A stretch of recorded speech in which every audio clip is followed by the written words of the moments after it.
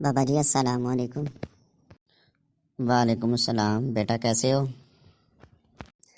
بابا جی آپ سے چند سوال کرنے ہیں میں نے۔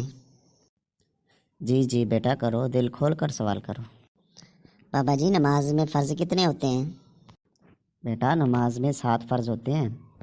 بابا جی بتائیں کون کون سے ہوتے ہیں، میں بھی یاد کر لوں۔ بیٹا سب سے پہلا فرض تکبیر تحریمہ ہے۔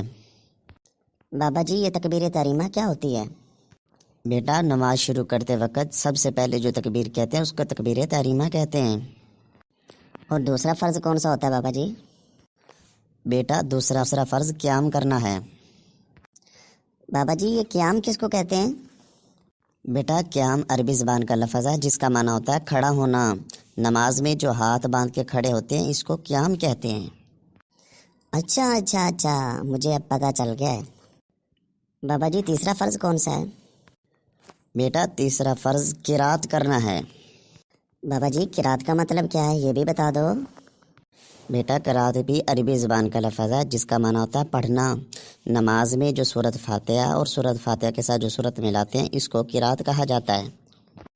بابا جی چوتھا فرض کون سا ہے؟ بیٹا چوتھا فرض رکوع کرنا ہے۔ اور پانچواں فرض سجدہ کرنا ہے۔ اور چھٹا فرض؟ بیٹا چھٹا فرض قادہ خیرہ ہے۔ بابا جی قادہ خیرہ کس کو کہتے ہیں یہ بھی سمجھا دیں مجھے۔ بیٹا قادہ خیرہ کا مطلب ہوتا ہے آخری اتحیات میں بیٹھنا۔ بابا جی آخری فرض بھی بتا دو تاکہ میں نماز یاد کر سکوں۔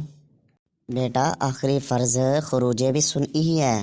خروج بسنعی کا مطلب ہوتا ہے ارادے کے ساتھ نماز سے باہر آنا۔ بابا جی آپ کا بہت بہت شکریہ، آپ نے مجھے نماز کے فرض بتائے۔ اب میں خود بھی یاد کروں گی اور دوسروں کو بھی بتاؤں گی۔